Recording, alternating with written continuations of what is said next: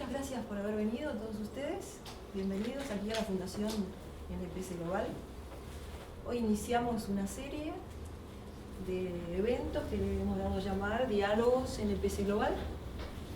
La idea de estos diálogos es tratar de poder dialogar con personas que sean referentes en sus ámbitos de competencia, poder tratar de sacar algunas conclusiones y poder compartir estas conclusiones con determinados grupos que puedan sentirse involucrados. Hoy tenemos aquí a Marcelo Romero, que es un amigo de la casa, es un gran amigo de la casa. Hemos estado hace un año aproximadamente en una disertación, algunos de los que están presentes aquí también lo estuvieron, o sea que con él vamos a hacer esta nueva experiencia a ver cómo nos va. Para los que no conocen la trayectoria de Marcelo, bueno, Marcelo es abogado, ha estado en el Poder Judicial de la provincia de Buenos Aires, con sede en La Plata por más de 30 años y 21 años como fiscal, ¿verdad? Exactamente, sí. Sí. Es el titular en estos momentos de la unidad fiscal número 6. Número 6. Número 6. Además, tiene otras características, es docente, es un gran comunicador, es comunicador desde muchos puntos de vista, en las redes sociales y también a través de un blog que se llama Ironías y Sarcasmos. Exactamente. Entonces, acá te hago la primera pregunta. ¿Cómo no? ¿Por qué Ironías y Sarcasmos? Bueno, creo que es una forma de comunicar el derecho y las disciplinas que lo rodean de una forma directa, sencilla y poniéndole algo, si se puede llamar, de humor, ¿no? El derecho es algo muy aburrido, muy duro e inentendible. Todas las personas que no estudian abogacía o el derecho en general, a esto le llaman un vaso con agua. En cambio, un abogado dice que es un recipiente cilíndrico vidriado que contiene un líquido inodoro incoloro e insípido, que se dice que es agua, pero que no me consta. Claro. Entonces, como somos complicados para decirlo sencillo, Sí. A veces recurrir a la ironía o al sarcasmo hace un poco más llevadero para el que no, obviamente, no es especialista o está llegado a la ciencia jurídica, ¿verdad? Cuando uno va al médico y tiene algún problema, el médico hace un dibujito, una hoja de papel, y nos explica cómo funciona determinado órgano y cuál es la patología que podemos llegar a tener. Y no hay algo más complejo que el cuerpo humano. Sin embargo, el médico transforma eso complicado en algo sencillo y todo lo podemos entender. Los abogados hacemos exactamente lo contrario. Y perdón a los colegas, pero complicamos lo sencillo. A veces, bueno, es también parte de nuestra supervivencia. Si no, no tendríamos trabajo. Pero bueno, el derecho justamente fue creado, una creación humana, para facilitar la paz social y para que haya solución a los conflictos. Y bueno, muchas veces no lo logramos, al contrario. En lugar de solucionar conflictos, traemos un nuevo conflicto al conflicto ya existente. Así que por eso la ironía y el sarcasmo creo que es una herramienta útil del lenguaje común, del lenguaje también llamado vulgar, no vulgar en el sentido despectivo, sino que llega a todo el mundo, y con una pequeña dosis de humor. Y eso intento. Cuando viniste hace un año, teníamos un país. Sí. Hoy tenemos un país muy diferente al de un año atrás. Y sobre todo en estos momentos en los cuales estamos transitando. ¿Qué nos podrías decir al respecto? ¿Cuáles son tus reflexiones como ciudadano? Haciendo la aclaración que vos estás aquí en tu propia capacidad, es decir, que no estás representando a la institución judicial de ninguna manera, ¿no? Bien, bueno, para la aclaración, no son opiniones personales. Claro. Si le preguntamos o le preguntáramos a un historiador, siempre nos va a decir que la historia es cíclica, que tiene ciclos que se repiten a determinada cantidad de años y que podemos volver a vivir situaciones que se vivieron o que vivieron nuestros antepasados en la historia de cualquier comunidad jurídicamente organizada. Pero yo siempre hablo de un helicoide, ¿no? O sea, una espiral, si bien es circular, de una u otra forma se va avanzando, ascendiendo, o en línea recta. Argentina duele porque parece que ese círculo vicioso queda siempre en el mismo lugar, Es decir, vamos dando vueltas y vueltas y vueltas, y decís, esto pasó hace 10 años, hace 20, hace 30, hace 40, y bueno, y nosotros seguimos cumpliendo años, y yo no me resigno a esa expresión tan común, quiero un país mejor para mis hijos. Porque la pucha, nosotros también nos merecemos un país mejor, los que estamos acá. Y nuestros hijos que tengan un mejor país y nuestros nietos mejor que el mejor. Pero nosotros, los que estamos acá, cumpliendo con nuestras obligaciones, cumpliendo con las normas, tratando de hacer las cosas bien, tratando de respetar al prójimo, tratando de respetar a la autoridad, tratando de respetar la ley, respetando la ley, eventualmente sufriendo con alguna pérdida humana, material, laboral, afectiva en general, y sin embargo esa ventanita, ¿no?, de esperanza que todos queremos ver, esa luz, decir, bueno, estamos en penumbras, pero allá está esa ventana a la que quiero llegar, no solamente cada vez está más lejos, sino cada vez está más cerrada. Estoy hablando bien como abogado, no estoy diciendo nada, pero lo hago más concreto. Da mucha pena volver a tropezar una y otra vez con la misma piedra. Y no me refiero exclusivamente a la cuestión electoral, que ahora es obviamente el tema, el único tema, porque así es el juego democrático, hemos elegido ser una república democrática hasta el momento. A lo mejor el día de mañana queremos ser una monarquía, pero por ahora somos una república democrática y este es el juego. Y bueno, las personas que eligen estar en las posiciones de poder o expectantes de ser integrantes del poder son las que nosotros mismos elegimos. O sea que no es una cuestión electoral, pero sí repetimos errores históricos. Somos un país al margen de la ley, como dijo Carlos Santiago Nino hace muchos años, y lo peor de todo es que nos gusta hacerlo. Nos sentimos cómodos estando al margen de la ley, nos sentimos cómodos violándola, creemos que realmente el que trabaja es un gil, el que cumple las normas es un bobo, para no decir otras groserías, ¿no? Y que el vivo es aquel que logra eludir el cumplimiento de la norma, el que logra evadir impuestos, el que llega a posiciones de poder chicaneando al resto, perjudicando al prójimo. Y obviamente que eso a la larga no nos puede traer ningún beneficio, solamente cosas negativas, ¿no? Y eso es lo que estamos viviendo. Y eso es lo que duele, y eso es lo que nos hace pensar a muchos, los que ya superamos los 50 años, con la posibilidad de emigrar. Decir, bueno, me voy a un país donde no sea un paraíso, y donde obviamente no me da el cuero para vivir, pero, por ejemplo, para nombrar un país con nombre y apellido, me voy a Chile. Yo he dado clases en Chile durante algunos años y es un país pequeño, entre la cordillera y el mar. Sin embargo, las leyes se cumplen.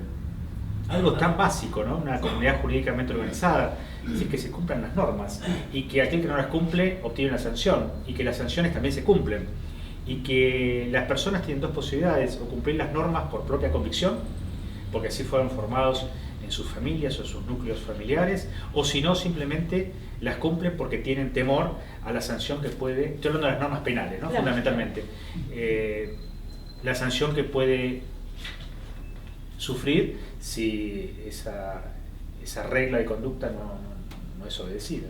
Claro, vos sabés que recuerdo ahora que escribí para noviembre un artículo en Infobae que se llamó Argentina, el reino de la impunidad.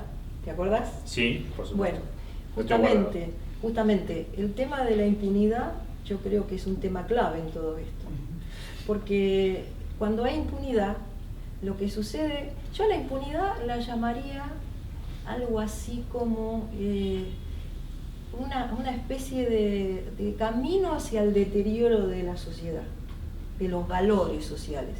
Porque en definitiva, con impunidad, la gente se entrega al hago la mía, hago todo, no hay reglas, no cumplimiento de la ley, total no pasa nada. Entonces, sí, es la madre de todas las conductas antisociales y delictivas. Sí, sí. Yo creo que, y acá seguramente hay especialistas que saben mucho más que yo de esto, pero algún día vamos a tener que sentarnos, no nosotros, sino los que dirigen este país o los que son aspirantes a dirigirlo, a cerrar la herida gigantesca que fue para nosotros la década del 70 y del 80. Porque hasta que no se cierre eso con todas las letras, diciendo todo lo que hay que decir, no callándose absolutamente nada, vamos a seguir viendo, o se va a seguir viendo, o se va a seguir aprovechando la idea de que el policía que está en la esquina dirigiendo el tránsito es un hijo directo de Videla o de Camps, el gendarme que está cuidando las rutas es el que hace desaparecer a los adolescentes de las escuelas, y ese discurso nefasto, mentiroso, falso, porque toda esa gente no había nacido, los que están ahora en función no habían nacido cuando el proceso militar estaba en actividad, y mucho antes cuando la guerrilla hacía de las suyas. Y no estoy hablando acá de los dos demonios, todas esas cosas que se dicen, estoy hablando simplemente de crímenes salvajes que se cometieron en este territorio, de un lado y del otro. Uno será de lesa humanidad, otro no lo será, bueno, será cuestión de los jueces lo que interpreten, pero sí se violó la ley. Se violó la ley y eso es indiscutible, no se lo puede discutir a cualquiera. Hasta que no solucionemos ideológicamente ese problema, que veo que no se quiere solucionar. Al contrario, que se quiere aprovechar. Se utiliza a Gramsci en todo su esplendor, ¿no? Ya no hay fusiles y bombas, pero sí hay una lucha cultural donde se inculca a nuestros jóvenes en las escuelas, en las universidades, y muchas veces lo veo hasta en el foro, o sea, magistrados judiciales, donde, y acá nos vamos a meter lamentablemente en mi tema preferido, que es la teoría zafaronista del derecho penal. Se nos enseña, cuando éramos estudiantes de Derecho, y ya no estoy hablando de ahora, eso hace 30 años, y los colegas que están acá lo pueden certificar, que el delincuente es en realidad la víctima de la sociedad capitalista que lo excluyó, quitándole oportunidades, y nosotros, el resto, los que no cometemos delitos, somos los culpables o los victimarios.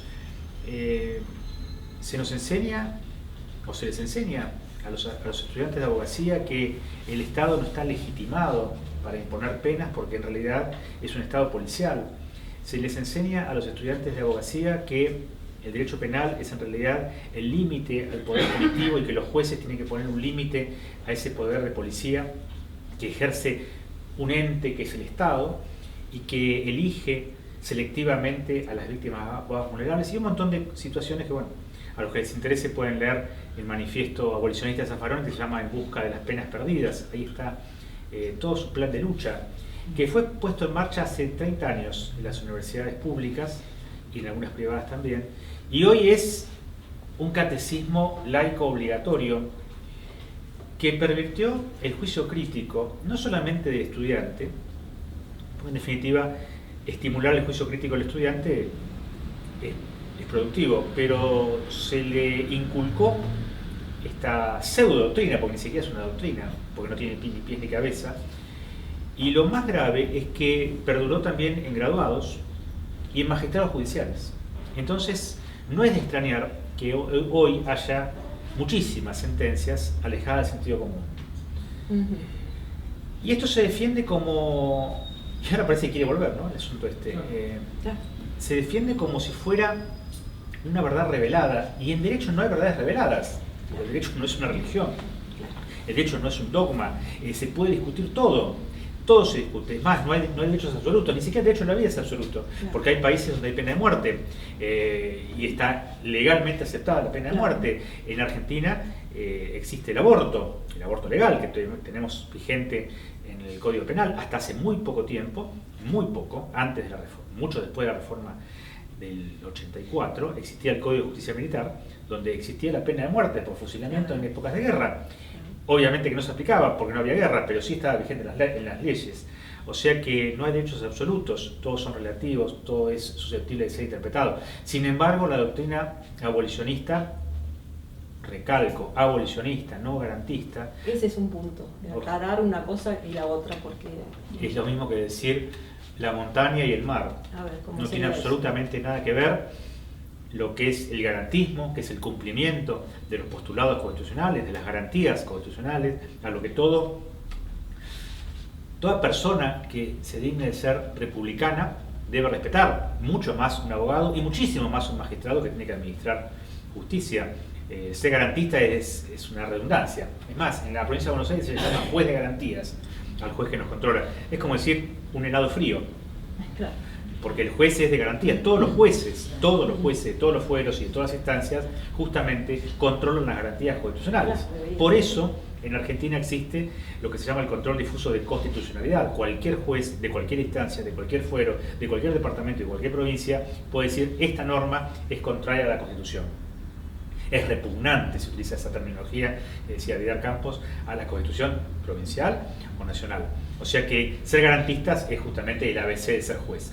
El abolicionismo es exactamente lo contrario. El abolicionismo es una doctrina foránea que nació de mentes afiebradas, que son idolatradas, pero son afiebrados porque relacionaban el sistema jurídico en épocas de paz con, por ejemplo, lo que sucedió en la Segunda Guerra Mundial. Es decir, si vemos a Hultmann y a los autores nórdicos, relacionaban el sistema penal del Estado con lo que pasó en el sistema nazi. O sea que realmente, bueno, personas que han sufrido el Holocausto, ¿no? Esto no significa que no hayan desvariado en sus posturas y después haber endiosado a filósofos que simplemente lo que presentaban, como todo filósofo, era un sistema filosófico, no un sistema político. Entre ellos, el más adorado es Michel Foucault, el francés. El pobre hombre propuso un sistema filosófico. No sé si bueno o malo, no soy filósofo, pero nunca propuso un sistema de gobierno y mucho menos un sistema penal. Sin embargo, hoy en día, si no se cita a Michel Foucault en las monografías de la Facultad de Derecho, son desaprobadas, ¿no? Y parece que lo que dijo el buen hombre también es parte de este dogma religioso entre comillas, laico religioso. Obviamente estoy siendo irónico, ¿no? No, por supuesto. Sí, pero por las dudas. Como queda grabado, pues generarse un archivo. Entonces, claro, este combo maléfico sí o sí tiene que terminar mal. No hay comunidad jurídicamente organizada desde el principio, desde las leyes de Manú, desde el tabú, cuando nace el derecho. Digo, no hay sociedad jurídicamente organizada que no tenga normas. No existe. Y desafío, yo lo decía siempre a mis alumnos cuando daba clase, a la familia más progre, a la donde es lo mismo la opinión del padre que el hijo, que el nieto y el abuelo. Seguro hay una norma. Seguro donde almuerzan, donde cenan, bueno, no realizan sus necesidades fisiológicas. Porque, bueno, ahí no, porque ahí comemos. La necesidad fisiológica en otro ambiente. Y seguramente que si lo hacían, había algún tipo de reprimenda. O sea que la norma y su contracara, la sanción, es inherente a una comunidad jurídicamente organizada. Y no estoy hablando solamente del derecho penal. Todo el derecho implica una sanción. Porque si, por ejemplo, en el derecho civil uno no cumple con una obligación, hay una sanción. Si en el derecho laboral uno no va a trabajar, lo sancionan y terminan siendo echado del trabajo. Si uno cruza un semáforo en rojo, derecho administrativo, hay una multa. Siempre hay una contracara en la norma, que es, ante el incumplimiento, la sanción. Eso hace justamente al mantenimiento de la paz social. Bueno, hoy se le hace creer a la gente parece un político en campaña, a la comunidad, que la norma, la sanción, la restricción, es decir, eso que se dice en la escuela primaria, los derechos de Juan terminan donde comienzan los de Pedro, es sinónimo de dictadura, es sinónimo de autoritarismo, es sinónimo de Videla, es sinónimo de Camps. El poder de policía es un poder represivo. Y entonces nos han cambiado el lenguaje. En la facultad ya no se habla de delito, se habla de conflicto. El conflicto puede tener una pareja. Cuando discute, ¿hoy qué hacemos? ¿Vamos a ver una película o no? ¿Hoy vamos a dormir? ¿O a hacer el amor? Eso puede ser un conflicto. El delito es un conflicto diferente y se llama delito. No se llama conflicto. El conflicto es una cuestión genérica. El preso, el delincuente, el encarcelado, el reo, ahora es la persona en contexto de encierro. Y contexto de encierro puede ser cualquiera de nosotros si nos quedamos atrapados en el ascensor. Si acá cierran la puerta con llave, estamos en contexto de encierro. Individuo en conflicto con la ley penal, para no decir delincuencia. Entonces fíjense que parece tonto, parece justamente rebuscado como el vaso de agua, pero empezamos con el lenguaje, desnaturalizamos el lenguaje y desnaturalizamos el lenguaje jurídico penal. para quitarle justamente contenido. Eso está en la obra de Zaffaroni, cuando él dice justamente que a la universidad, por ejemplo, la llaman usina de reproducción ideológica. Fíjense la complicación.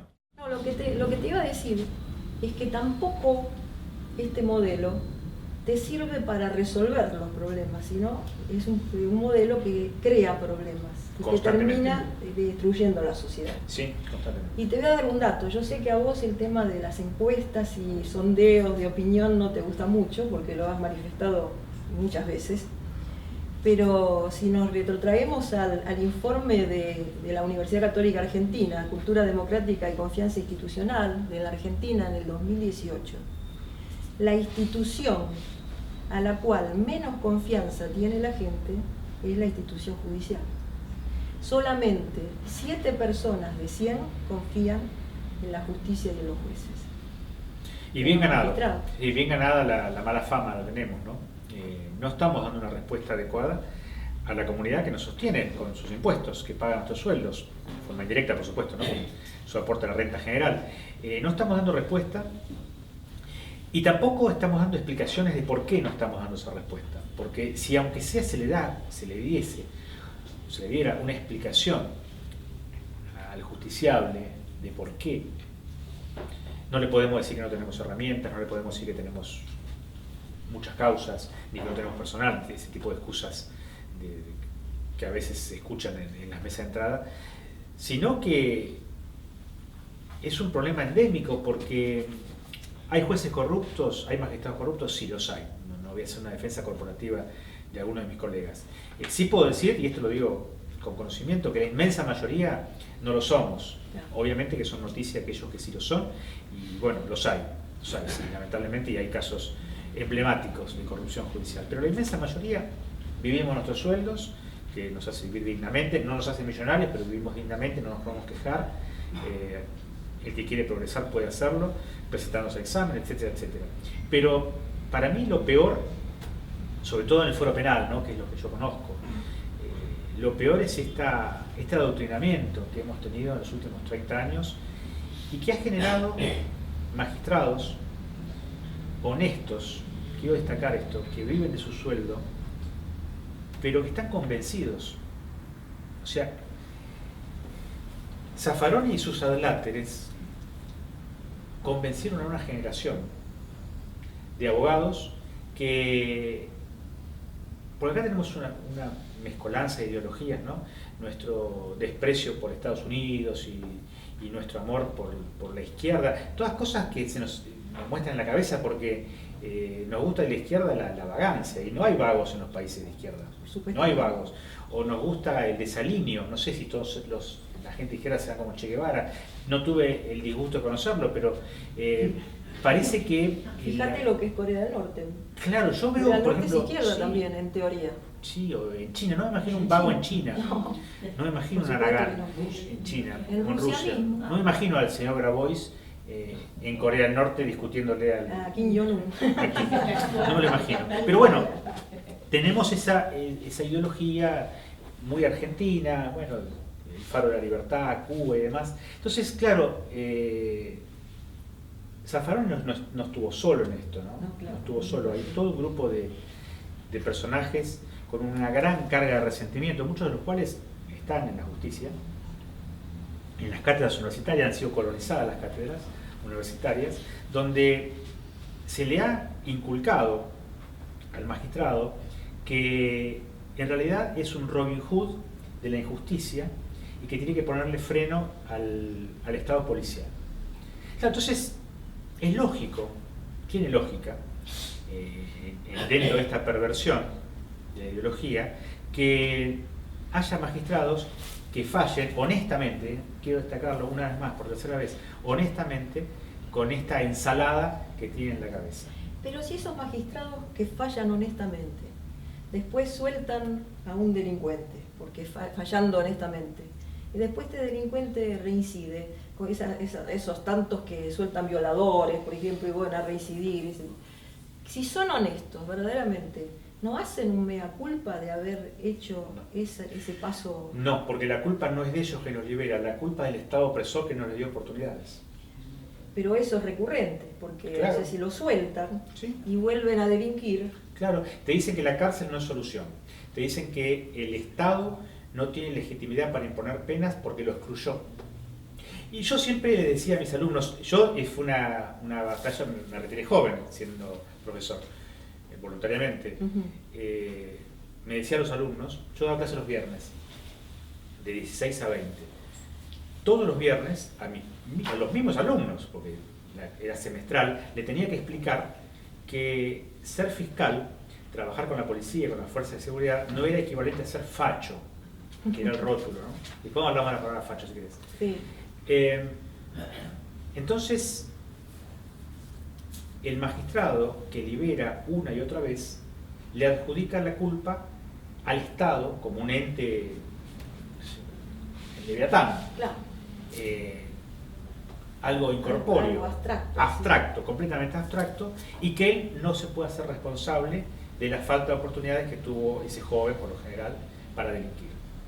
Y vos fíjate que ahora estamos ya en la campaña final, pero cuando hay en los años intermedios, cuando los políticos dicen que no están pensando en candidaturas, que es una falta de respeto pensar en candidaturas el año que viene, sí. Bueno, cuando nos hablan de eso y le preguntan sobre qué harían sobre la inseguridad, que siempre crece, porque hay cada vez más inseguridad, automáticamente agarran la colectora de la inclusión social, del trabajo, del estudio, de la educación, o sea, todas cuestiones que el Estado tiene que resolver, pero no el sistema penal. Claro. O sea, yo no me ocupo ni de la educación, ni del trabajo, ni del salario, ni del calendario de la pesca.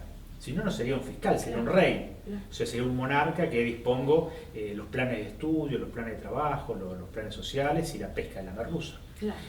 Obviamente que eso yo no lo decido, pero nadie responde qué hacer con el sistema penal. Dice, no, la inseguridad es un tema complejo. La inseguridad proviene de la desigualdad social. Chocolate para la noticia, claro. No te estamos preguntando eso, te estamos preguntando qué van a hacer ustedes con la inseguridad, qué van a hacer ustedes con los presos, qué van a hacer ustedes con los que salen en libertad condicional. Lo otro que se encargue el ministro de Trabajo, el ministro de Salud, las demás áreas del Estado. Si no, reitero, seríamos una monarquía y el monarca o directamente seríamos un emperador, más que un monarca. Ahora, ¿es realmente así que la inseguridad proviene de la desigualdad social? Porque hay mucha gente que está en una situación de bajos recursos que no se transforma en delincuente. Mira, ellos no hablan de seguridad social, digo ellos porque yo estoy realmente en la vereda de enfrente. Sí, sí. Les gusta la expresión excluidos sociales. Excluidos sociales. Excluidos sociales. Y uno, seguramente acá todos tenemos algún ejemplo, y hay fotos en internet del Hotel de los Inmigrantes, acá en Puerto Nuevo, fotos muy antiguas, en color sepia, están en internet. Cuando venían las oleadas de la primera y segunda migración, finales del siglo XIX, principios del siglo XX, y aún la de posguerra, ya a mitad del siglo XX.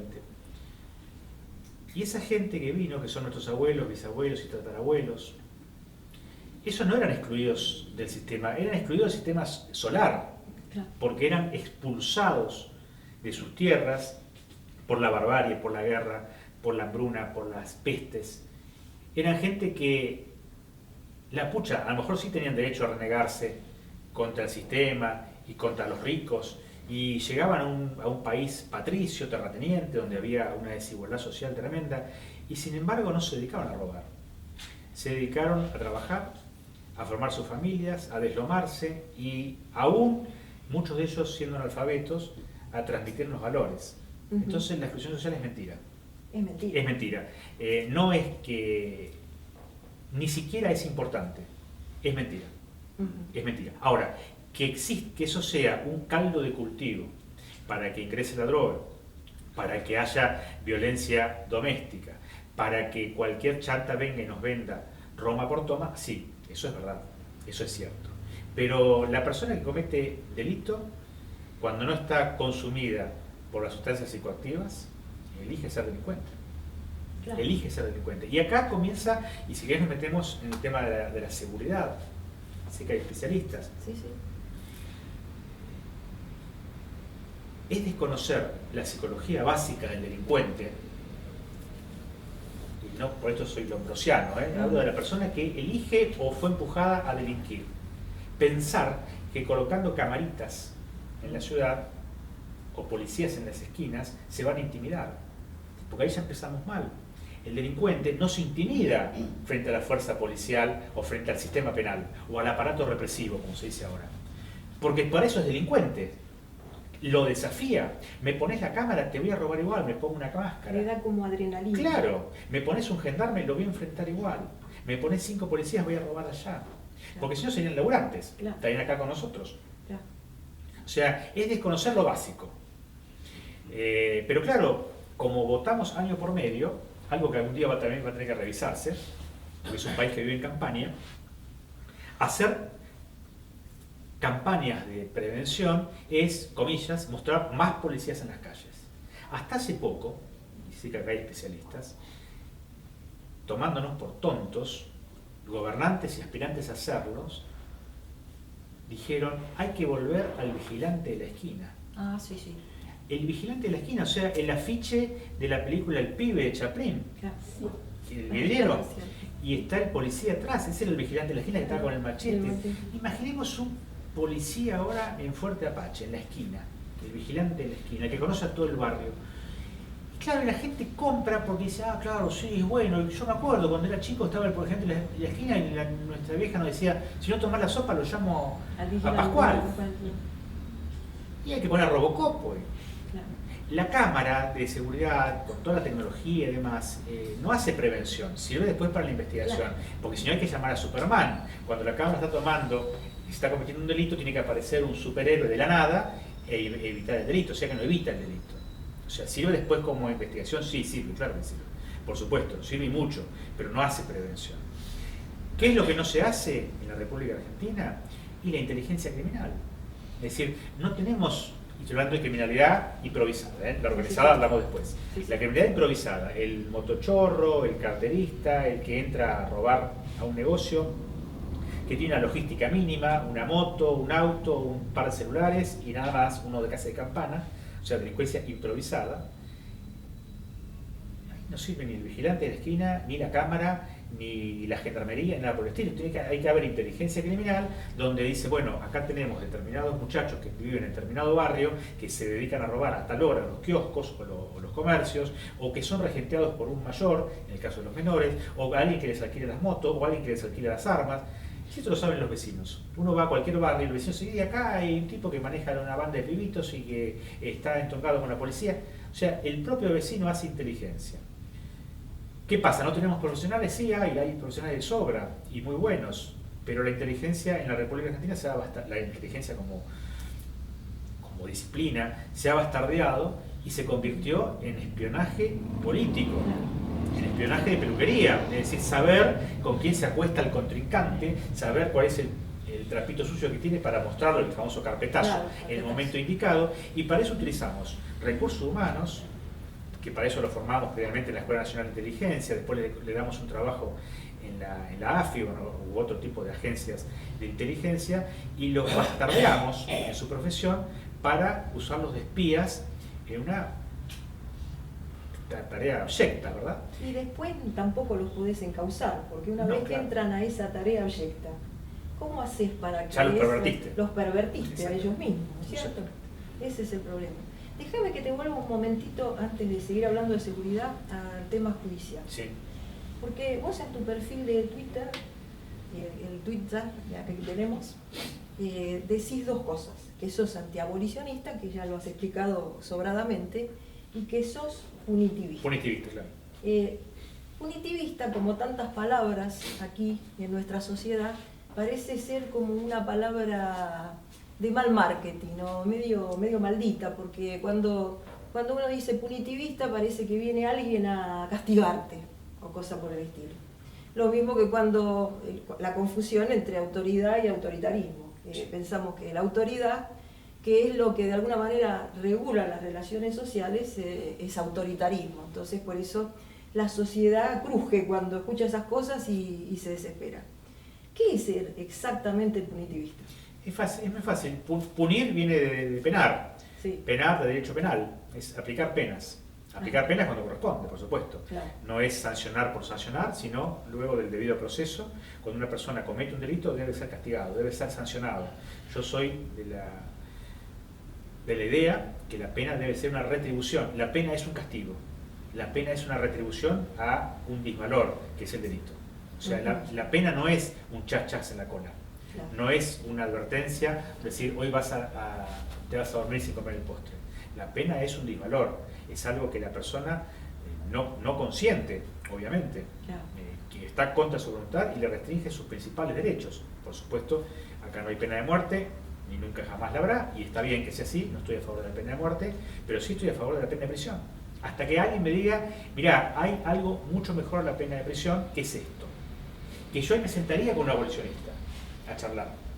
Que me diga, mirá, Romero, lo tuyo es arcaico. La cárcel no sirve por esto, por esto, por esto. Hasta ahí estamos bien. ¿Qué me ofreces a cambio? Esto. Esto no existe. No existe, no te lo ofrecen. No te lo ofrecen. Porque, es más, nos dicen a nosotros, las cárceles están superpobladas. Descubriste la pólvora. Si están superpobladas. Hay que hacer más cárceles. No, más cárceles no. Y entonces, ¿qué hacemos? Los liberamos. O sea, la idea es eliminar, abolir. Por eso viene la palabra abolicionista. Destruir, abrir las cárceles. Bueno, justamente, vos dijiste destruir. Yo estoy de la vereda enfrente. No, eso, claro, se entiende. Para mí el abolicionismo, y es una reflexión personal, y lo escribí así en ese artículo que te mencionaba, es algo así como terrorismo en cámara lenta. ¿Por qué? Porque en definitiva, la sociedad, cuando ve que no hay un castigo a un determinado delito, comienza a perder todo tipo de fe, todo tipo de confianza en las instituciones. Entonces, ¿por qué digo qué hace el terrorismo? El terrorismo intenta destruir para cambiar las cosas.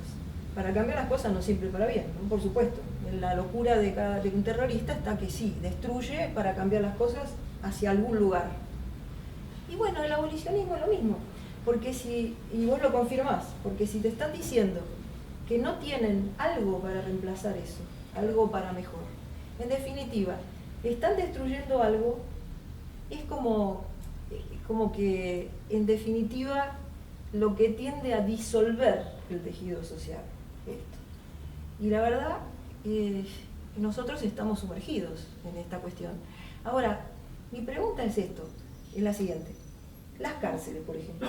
Dicen, sí, las cárceles están superpobladas. ¿Las cárceles sirven verdaderamente? ¿Cómo deberían ser las cárceles para que las personas que entran ahí tengan una chance de no volver a delinquir, de no reincidir, de tener a la salida una vida mejor que la que adoptaron antes?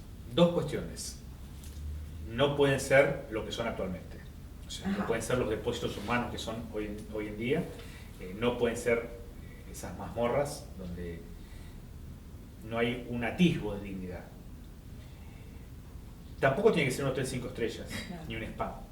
Tienen que ser lugares dignos, pero fundamentalmente, obviamente hay que construir nuevas cárceles y reparar las existentes. Fundamentalmente no puede existir, definitivamente no puede existir el ocio negativo. El ocio, claro, eso es fundamental. El preso tiene que llegar a esta hora y estar muerto de sueño, muerto de cansancio, porque estuvo todo el día trabajando en los talleres, aprendiendo un oficio, enseñando un oficio, aquellos que tienen, ya cada vez hay menos, ¿no? Casi no hay maestros, estudiando o enseñando, haciendo algo productivo, por supuesto teniendo su descanso y teniendo su recreo y su visita. No estoy diciendo que haya un trabajo esclavo. Tienen que trabajar, aprender a trabajar. Hay muchachos que son muy jóvenes los que ingresan, que en su vida ven una pala, un pico, una pinza, una tenaza o un martillo, que no fueron a la escuela. Bueno, todo eso hay que hacerle, hay que brindarle al detenido.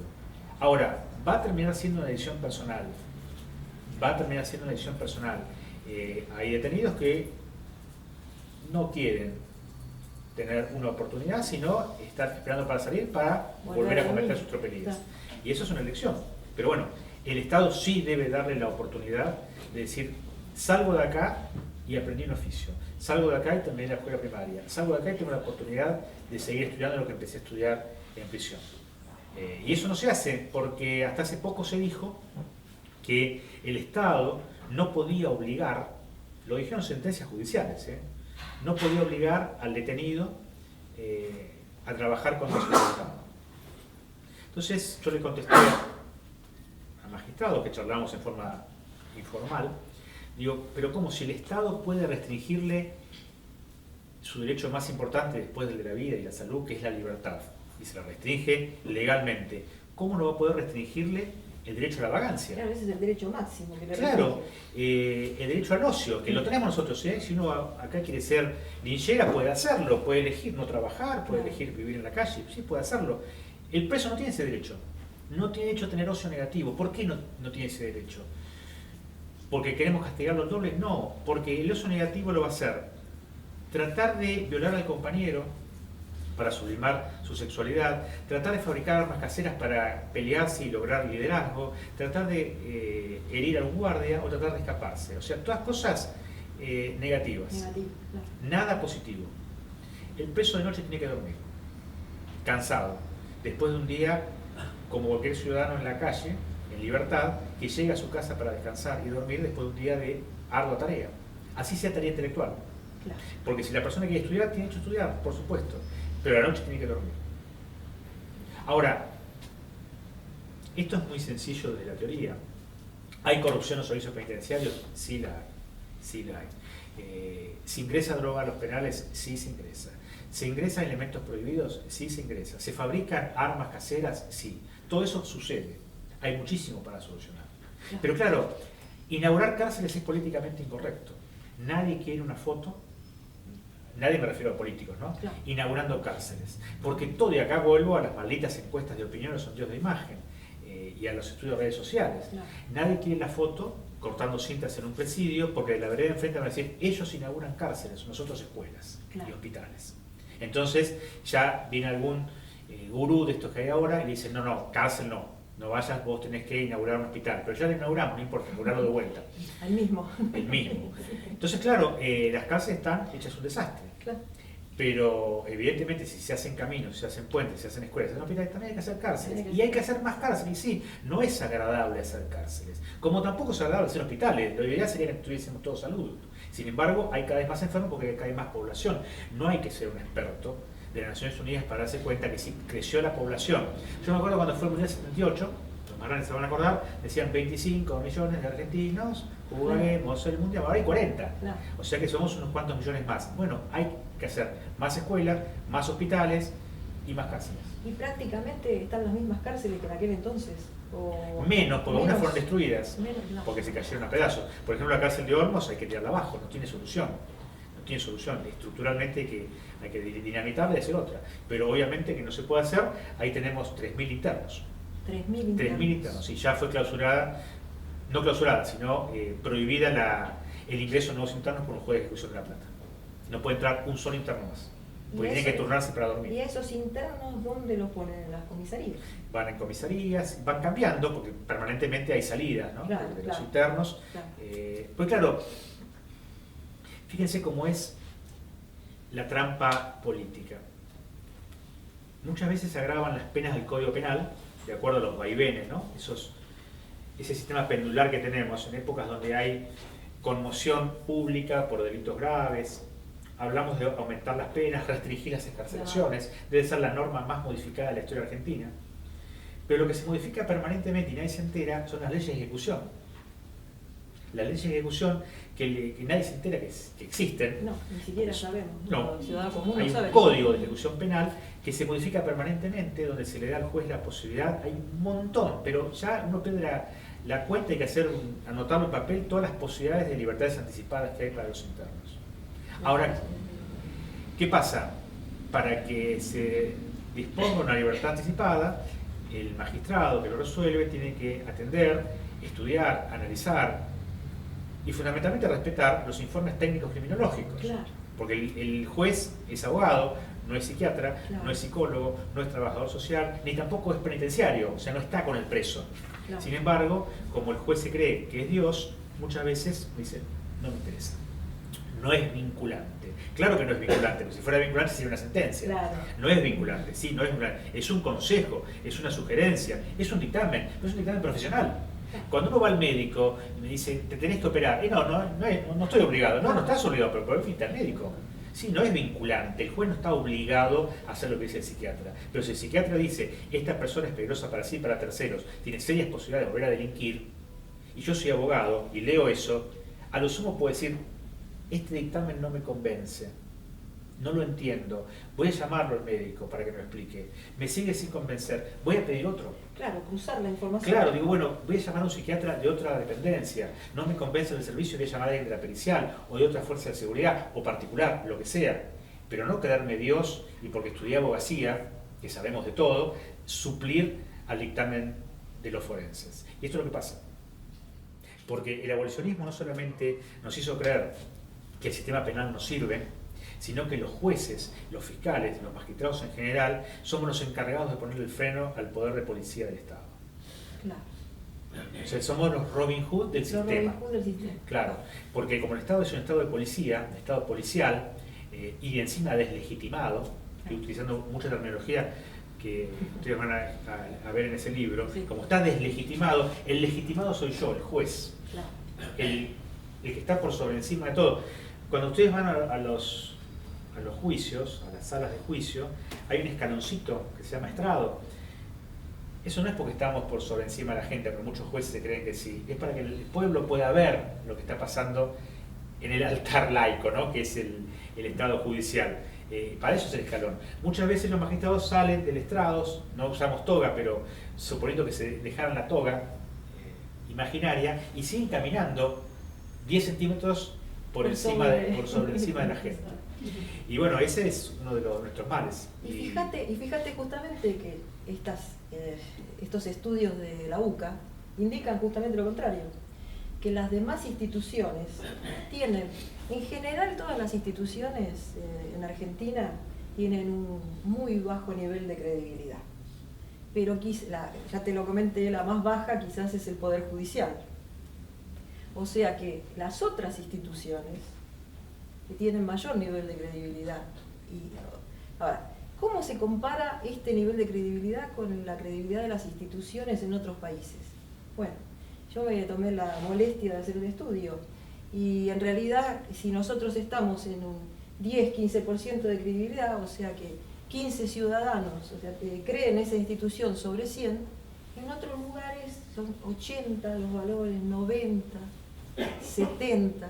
O sea que estamos en una situación general de no credibilidad de las instituciones. Y esto justamente creo que el abolicionismo ha contribuido muchísimo, por lo que te decía.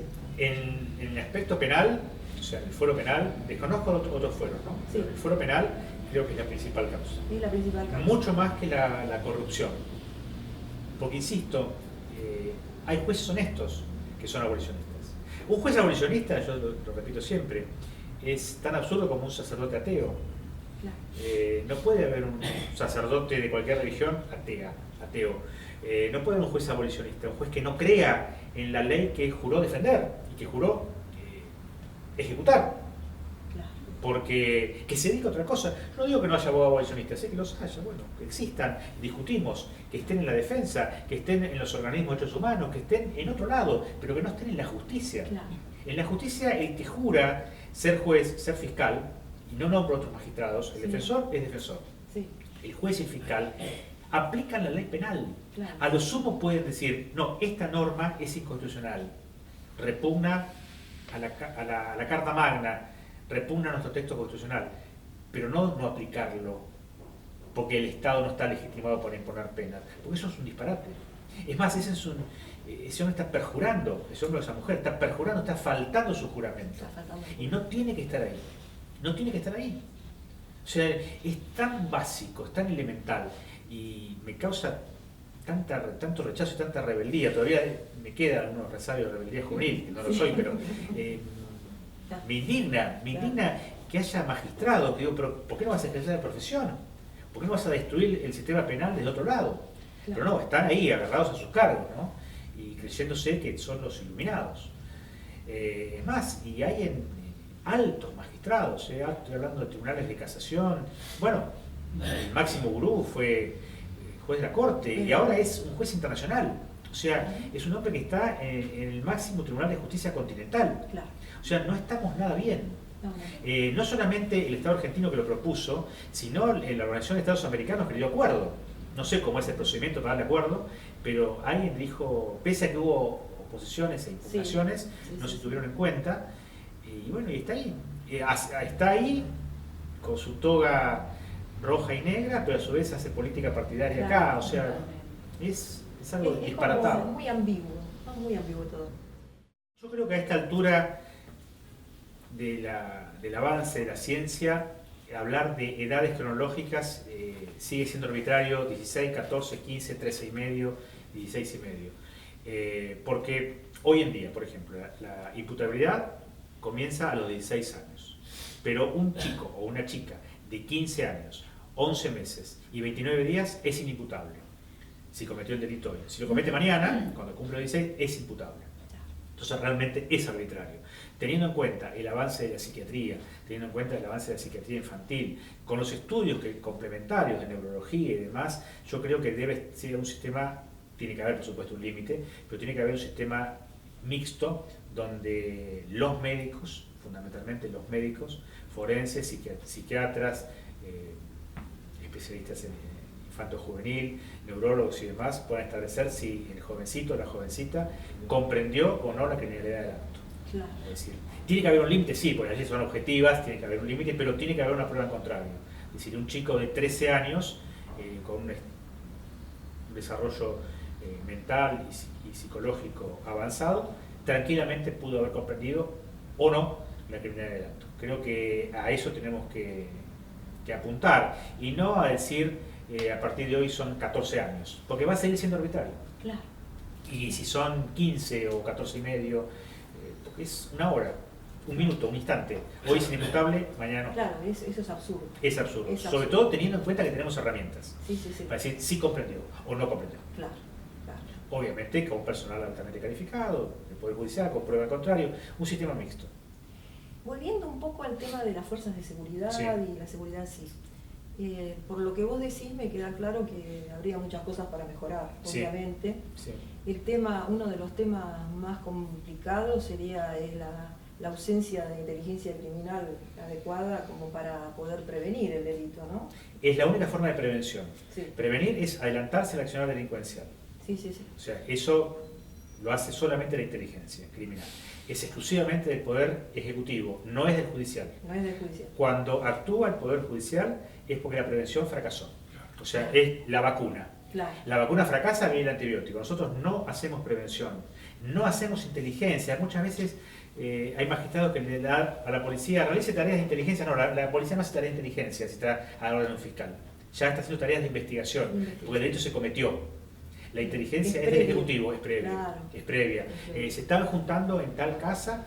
Ahora, si hay que excepcionar garantías constitucionales y lograr una interceptación telefónica, un allanamiento y demás, sí, obviamente tiene que intervenir un juez. Pero ya es una investigación en trámite.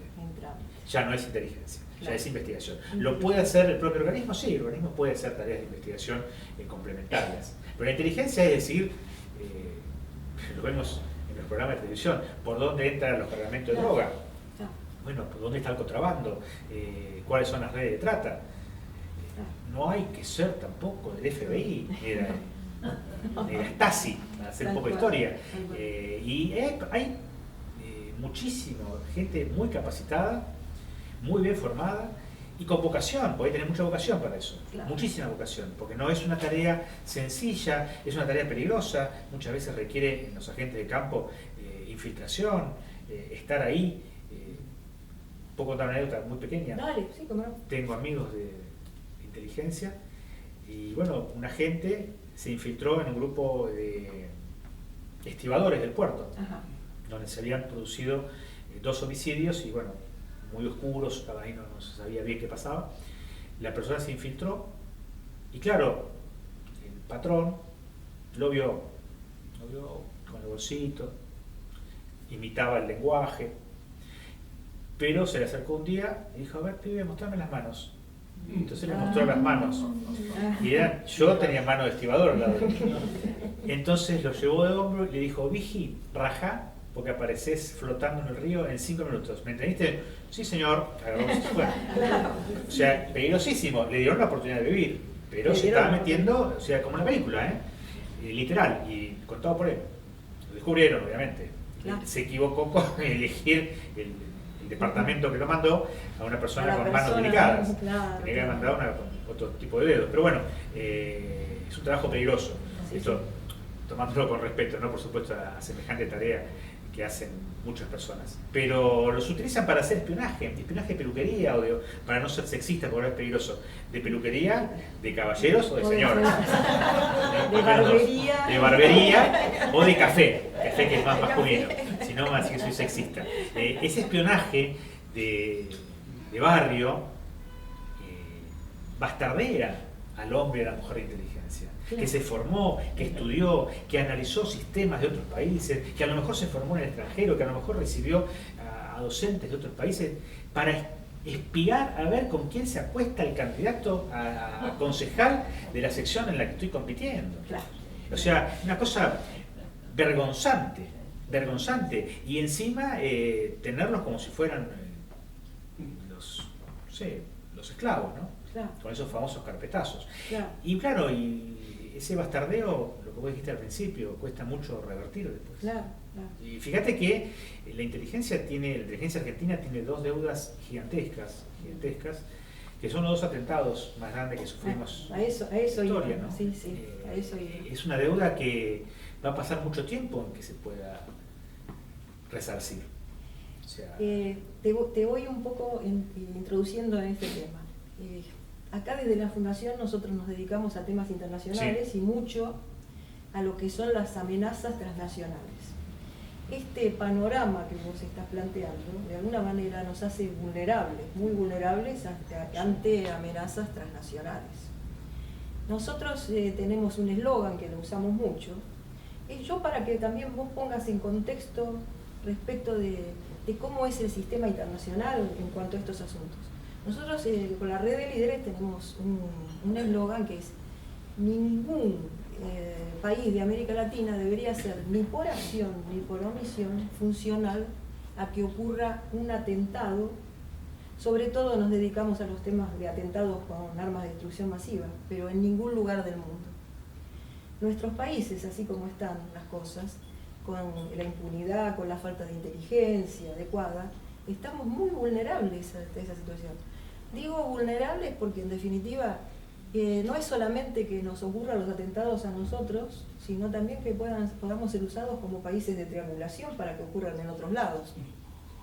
Pero así todo, justamente cuando un terrorista, cuando alguien del crimen organizado, narcotraficante o quien sea, tiene que elegir dónde va a operar, estas cosas son las que tiene en cuenta. No va a ir a operar a los lugares donde todo funciona perfectamente bien, porque sabe que los riesgos son muy altos. Al punto es así que nosotros tenemos una participación en un índice que rankea a los países a nivel mundial de la Nuclear Test Initiative. Esta NTI se llama este índice, y lo que plantea es cómo es la seguridad nuclear en todo el mundo. La seguridad nuclear no desde el punto de vista que pudiera haber algún defecto o algún incidente nuclear en una central, por ejemplo, pero sí desde el punto de vista de criminalidad o de actos malévolos asociados al tema nuclear. Que roben un material que después con eso se pueda hacer una bomba atómica, o que roben una fuente radioactiva y que después se pueda hacer una bomba sucia, o que se haga así un atentado con un explosivo a la central nuclear de Atucha, por ejemplo. Y uno de los puntos fundamentales que se analiza, y más allá que las cosas obvias, que es quién tiene el material para que se lo puedan robar y todas esas cosas, es lo que se llama el entorno de riesgo. Y en el entorno de riesgo, los puntos clave del entorno de riesgo son, por un lado, cómo funciona la gobernanza del país. Es decir, cómo funciona este sistema en todos sus aspectos, ¿no? Las interfaces entre las fuerzas de seguridad y el Poder Judicial, todo este tipo de cosas. Pero también una cosa fundamental que se mira es cómo es la sociedad de ese país, cómo es la política de ese país y cuán permeable es a la corrupción. Y sobre esa Estamos base, en el horno. por eso. Y ahí yo hago el vínculo. Porque hoy en el mundo todo tiene que ver con todo. Sí. No es como era antes, que bueno, lo que pasa acá adentro no le importa a nadie. No, acá si hay un atentado, por ejemplo la central nuclear de Atucha, y vuela por los aires, tendríamos una especie de Chernóbil. No se afecta solamente a la Argentina, porque la nube radioactiva puede ir para los vecinos, puede ir a Uruguay, puede ir para Chile. Quiero decir con esto que ya los problemas han dejado de ser nacionales, aún problemas que muchas veces en la mentalidad que tenemos los consideramos problemas nacionales. Bueno, sin ser un hecho criminal, pasó con el corte de luz. Claro. Que fue Exactamente. en 3 países. Claro, exactamente. No fue un hecho criminal, hasta el momento no se ha comprobado nada así, pero perjudicó a 3 naciones. Tal cual. Y hablando un poco de lo que vos mencionaste de los 2 atentados, Sí. ¿no? Porque obviamente los atentados fueron hechos de un altísimo perfil al punto, por ejemplo, que el atentado a la AMIA es considerado fue el mayor atentado en América Latina de la historia. Sí. Pero a la vez, cuando se analizan los mayores atentados terroristas del mundo, se toma el atentado a la AMIA, Sí. sobre todo, por la cantidad de bajas, de muertos y la cantidad de heridos. Sí, la osadía, ¿no? Y la osadía y todo. Entonces, nosotros tenemos esos 2 atentados, 92, 94, de altísimo perfil. Después un montón, ahí le perdimos el rastro a la cuestión judicial, a un punto tal que si vos a cualquier persona le preguntás, y bueno, ¿qué pasó con eso, con el atentado a la embajada? Nadie te puede contestar, porque no es solo la impunidad como tal, sino que nadie sabe cómo fue ese trayecto judicial y quedó como en una nebulosa. Con AMIA pasó exactamente lo mismo. Hubo un punto clave que levantó el perfil luego de ir dimes, diretes y cuestiones de cambio de jueces y esas cosas, que fue la firma del memorándum de entendimiento con Irán, que, para decirlo en blanco y negro, le costó la vida al fiscalismo, ¿no? Sin duda. Que sin lugar a duda eso fue así. Entonces, esto prueba que lo que nosotros hacemos acá, desde el punto de vista judicial, repercute, pero en todo, y repercute en la credibilidad del país, repercute en todos los indicadores internacionales. ¿Qué me puede decir al respecto de la unión entre lo nacional y lo internacional? ¿Cómo lo ves vos esto? ¿Estás de acuerdo con lo que yo digo? Sí, me apabullás un poco con tus conocimientos. Yo no estoy, vos con los tuyos a mí, pero... Tiramos flores. No estoy a la altura tuya para hacer ese tipo de análisis. Sí, me preocupa lo siguiente. Creo que el crimen organizado mira permanentemente el terreno. Sí. Argentina es un terreno fértil. Es un terreno fértil por donde se lo mire, porque las fronteras no son un colador, son un tobogán, o sea, pasa un elefante. Pero además tenemos un condimento, como los argentinos en eso somos inspiradores, ¿no? De cómo se hacen las cosas mal. Hay 2 carteras, me refiero a 2 ministerios, en donde el marketing tendría que ser quirúrgico. Sin embargo, acá es circense. Uno es la defensa, el Ministerio de Defensa, y otros son los Ministerios de Seguridad, tanto el nacional como los provinciales. Yo no me imagino, por ejemplo, a ningún general norteamericano diciendo por Twitter o por internet dónde están emplazadas las naves de sus flotas, cuáles son los hilos misilísticos, dónde están destacados las avanzadas de los marines, en fin, estaría toda la noche diciendo ejemplos posibles, ¿no? ¿Dónde está la retaguardia? ¿Dónde está la vanguardia? ¿Cuál es la estrategia en caso de un ataque bacteriológico o un ataque nuclear?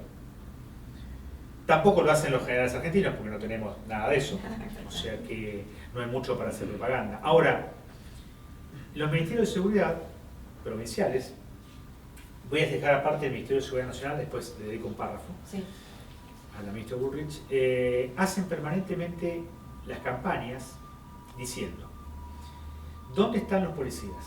¿Dónde están los patrulleros? ¿Qué armas compramos? ¿Dónde están colocadas las cámaras de seguridad? ¿Dónde colocaron las cámaras en los patrulleros? ¿Dónde van a colocar los grupos especiales? ¿Dónde va a estar Gendarmería y dónde va a estar Prefectura? Es decir, por Twitter, por Facebook, por Instagram, por televisión, le estamos diciendo al delincuente dónde vamos a estar para evitar que el delincuente se tope con nosotros. Es decir, somos tan tontos, que le estamos dando la información. O sea, no solamente no hacemos inteligencia, sino que le decimos, muchachos, por acá no vengan a robar, vayan al lado. Para el marketing, o sea, no hay ninguno de esos genios, de esos gurúes que dicen, no, mira, de esto no hagas marketing. Esto justamente es lo que no hay que hacer. En la provincia compraron unos autos y los que son de la provincia saben, colocaron unas camaritas de 360 grados en los vehículos. En los baúles, en la tapa baúl. El ministro Ritondo, en la Plaza Moreno, en la plaza central de la ciudad de La Plata, hizo una presentación con bombos y platillos mostrando las camaritas, dónde estaban y cómo trabajaban, y mostrando dentro del monitor cómo se maneja el centro de monitoreo. Entonces, ¿para qué? ¿Para qué le decimos al delincuente las herramientas con las que contamos? O sea, es un ministerio que no tiene que hacer marketing. A lo sumo que muestre a los policías ayudando a una señora a dar a luz, o que muestre un policía cruzando a la viejita en la esquina. O por ahí la incautación de eso. Bueno, a eso voy lo que hace la ministra Burgos. Esto vamos a hacer una a favor de los políticos. No hace marketing previo, hace marketing posterior. O sea, ha contratado un buen gurú. Por lo menos. No estos chantas que hablan de los focus group y compañía. Entonces, ¿qué hace el Ministerio de Seguridad de la Nación? Muestra las incautaciones de Gendarmería, las operaciones de Prefectura y lo de Policía Civil Aeronáutica, las 3 fuerzas federales a su cargo más la Policía Federal. Es decir, cuando ya el producto está terminado, pero no está mostrando permanentemente cuáles son los pertrechos de Gendarmería y cuáles son los puntos que aunque sea puede cubrir en la frontera. Ahora, no tenemos Fuerzas Armadas, o las que hay son simbólicas, pero imaginemos si el marketing se va a trasladar también al Ministerio de Defensa. Yo creo que los terroristas no vienen acá porque dicen, no, me da lástima. Dicen, realmente ese país es como jugar sin arquero. Y vamos a otro que aunque sea nos hagan un poquito de... Un pequeño desafío. Un pequeño desafío. Claro, los argentinos yo creo que no vienen porque dicen, ay no, ya tachar, los argentinos no, los perdonamos. Y hay relación, sí, con el crimen organizado y el crimen improvisado. Es decir, somos vidriera.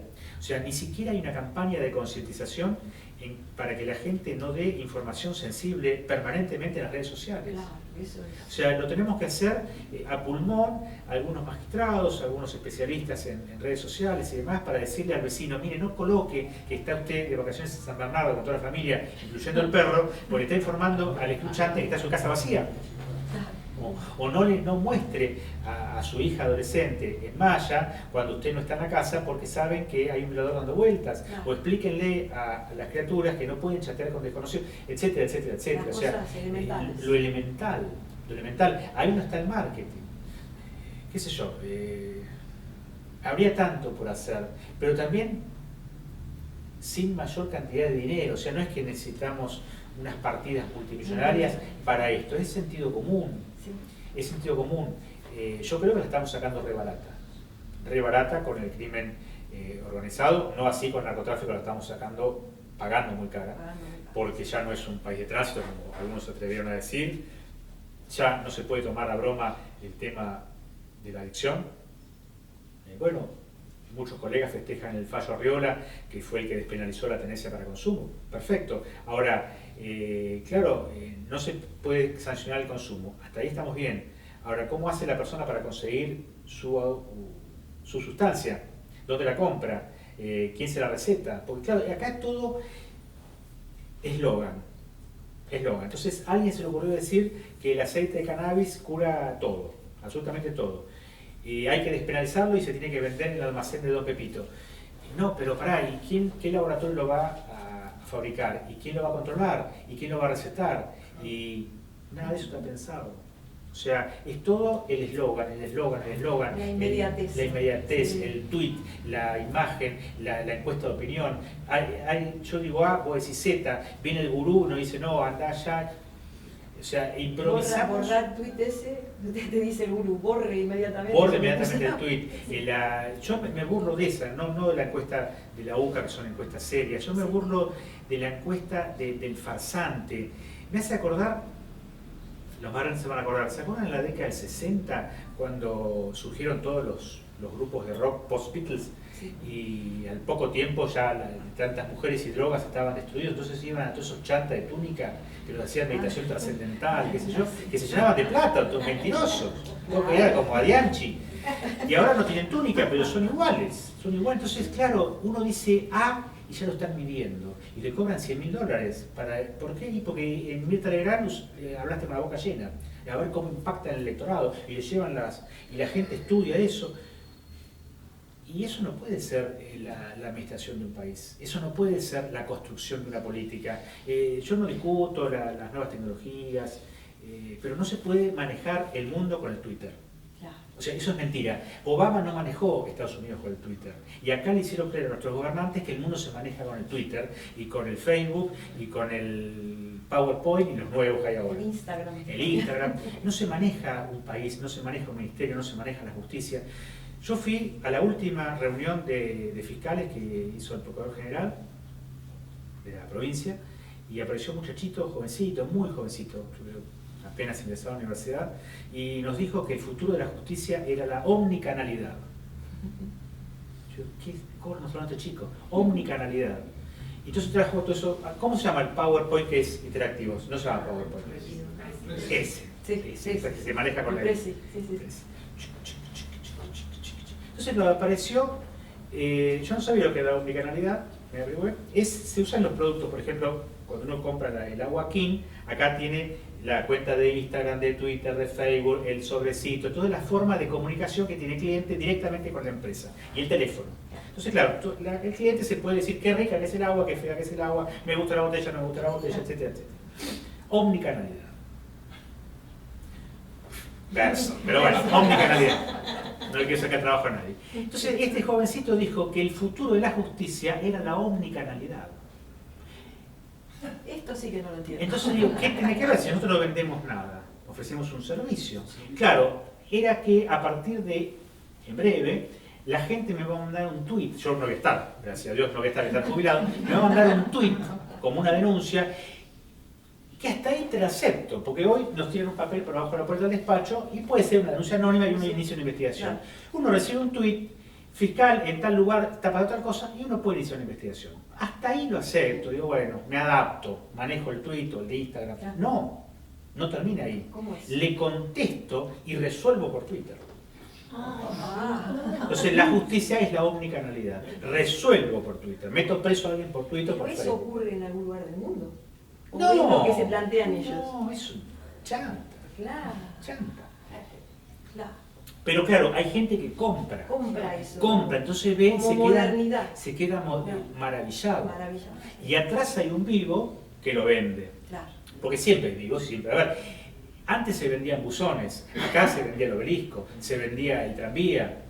A mi viejo, mi padre descanse, le vendieron una batería de cocina, trucha, y mi viejo vino chocho y mi mamá lo quería matar.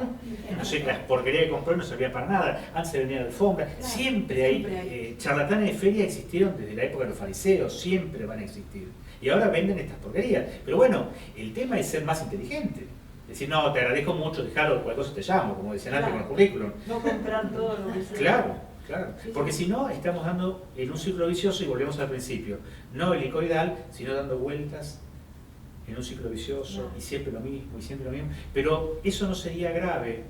Lo grave es que ya no tenemos 20, ni 30, ni 40. Ya estamos camino a 60. Entonces dicen, la pucha, esto ya lo viví en los 80, y en los 90, y en el 2000, y en el 2010. Y estamos igual, o peor. Y si lo vemos desde el punto de vista macro, otros que no están en el círculo vicioso avanzan. Y entonces, todo lo que nosotros no avanzamos, retrocedemos en realidad, sí, por claro, el movimiento relativo. Claro. Eso, permítame que introduzca un bocadillo de la física, ¿no? Pero es así. Iría a una ultimita pregunta, bueno. Volviendo al tema... ¿Están cansados? No. Hablo mucho. Me imagino que no están cansados. No. ¿Qué nos van a decir eso? Si les pego. Y aparte les genera omnicanalidad. Les pego a todos. Mandan un Twitter. o a mí, no ande muy Twitter con las quejas, en todo caso. No.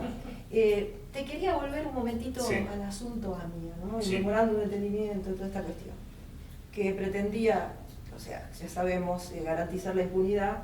Por suerte se declaró inconstitucional. En realidad, Irán nunca tuvo interés más que levantar las circulares rojas, como no se levantaron. Era su único objetivo. Sí, eso fue así. ¿Vos pensás que dar un cierre digno al caso AMIA podría servir lo que sería el juicio en ausencia, que no lo tenemos todavía, pero que se podría, hay iniciativas que están estudiando ese asunto? Sí, habría que discutirlo mucho, cambiaría nuestra tradición jurídica desde siempre, desde la Organización Nacional. No existe en Argentina el juicio en ausencia, pero podría haber una excepción para casos terroristas, para hechos de terrorismo, en este caso de terrorismo transnacional. Sí es imperativo que sea discutido en el Congreso, con amplia mayoría, con una mayoría yo creo que calificada, ¿no? Es decir, no podría salir por simple mayoría, tendría que ser, porque sería la excepción absoluta a una tradición jurídica. ¿Qué es la tradición jurídica? Esto es lo que no entiendo. Que no existe en Argentina ni puede existir el juicio en rebeldía. Si la persona no está frente a los jueces para escuchar la acusación y para defenderse, no se lo puede juzgar. Eso está escrito. Sí, está en todos los códigos. Desde los pactos internacionales que formaron la Constitución. Es decir, la persona se le garantiza su presencia frente al juez natural para primero escuchar la acusación, el Ministerio Público, y segundo poder defenderse. Si la persona se profuga, no se lo enjuicia y eventualmente la causa, si no es imprescriptible, si no es de esa manera, prescribe. Si la persona logra mantenerse alejada del poder estatal, la causa prescribe y no se lo puede perseguir. En cualquier delito. En cualquier delito. En cualquier delito. Aún los de lesa humanidad. Tiene que estar oculto de por vida, pero hoy no se lo puede juzgar. Bueno, es un poco la tónica de la Corte Penal Internacional, en ese sentido, ¿no? Sí, sobre todo cuando el país no quiere colaborar, en el caso de Irán. Pero no podría ser algo que surja sin una mayoría calificada. Yo no me atrevería a decir, tendría que salir por una mayoría casi por unanimidad, porque no podría una parte del país representada justamente por los legisladores que no esté de acuerdo. Acá tendríamos que estar, yo diría, por unanimidad de acuerdo, que ante semejante acto criminal se pueda excepcionar nuestra tradición jurídica original desde siempre, no sé qué opinan los colegas, y bueno, aprobar el juicio en ausencia para estos casos y solo para estos casos. Ok. La última pregunta. Sí. ¿Qué pensás del proceso que ha habido para tratar de instalar o de tener en nuestra justicia una ley de extinción de dominio? ¿Y cómo estamos hoy día con ese tema? Es importante la discusión. Creo que antes de llegar a semejante extremo tendremos que mejorar muchas cosas, porque la extinción de dominio justamente nos priva del derecho de libertad, de propiedad, justamente con una justicia que es ineficiente. Una justicia ineficiente que lleva al error judicial, donde tenemos casos incontables, lamentablemente, de personas que estuvieron detenidas, presas, hasta condenadas por errores de la justicia, no por interpretaciones, sino por errores de la justicia. Y esto sería sumar un mal con buena intención, por supuesto, ¿no? Creo que antes de una ley de extinción de dominio tiene que haber un mejoramiento en la eficiencia de la justicia. No pueden existir tantas instancias. O sea, creo que ¿cuántas instancias hay hoy día? Mira, si sumás las provinciales, la federal y la internacional, entre 6 y 8. Pero a su vez, estás enganchado. Bueno, no importa. Pero a su vez, no solamente la instancia final de la sentencia, sino que se discute, por ejemplo, una prisión preventiva. La prisión preventiva se discute en la instrucción, después se discute en el órgano de juicio, después se discute en la Cámara de Casación, después se discute en la Corte, se discute en la elevación a juicio, se discute todo en todas esas instancias. Las causas no terminan nunca. No terminan nunca. Barreda, el famoso... El múltiple homicida, sí, de La Sí. Plata, todavía tiene una instancia internacional pendiente. No va a llegar, se va a morir antes. Claro. O sea, la persona está muy enferma. Claro. Tiene una instancia internacional pendiente. Si bien para la justicia tiene sentencia firme, está condenado y demás, hay una apelación al Tribunal, a la Corte Interamericana de Derechos Humanos, sí, por violación a las formas que planteó su defensa contra el Estado-Nación. O sea que no termina nunca. Y esa inseguridad jurídica no es solamente para la comunidad agraviada por el delito, sino también para el propio imputado. El imputado tiene derecho a tener en un tiempo razonable una sentencia firme. No puede estar pendiente de un hilo siempre y decir, sigo siendo un procesado. Aún el imputado culpable, aún el condenado, decir, esta persona es culpable, bueno, quiero cumplir la pena, quiero cumplir mi pena y eventualmente gozar de los beneficios de la ejecución penal. No puedo estar pendiente de un hilo 20 años. Yo creo que todo eso tiene que resolverse antes de la adquisición de dominio. Es una opinión, por supuesto. Claro, por supuesto. Gracias por la atención y por el respeto. Gracias.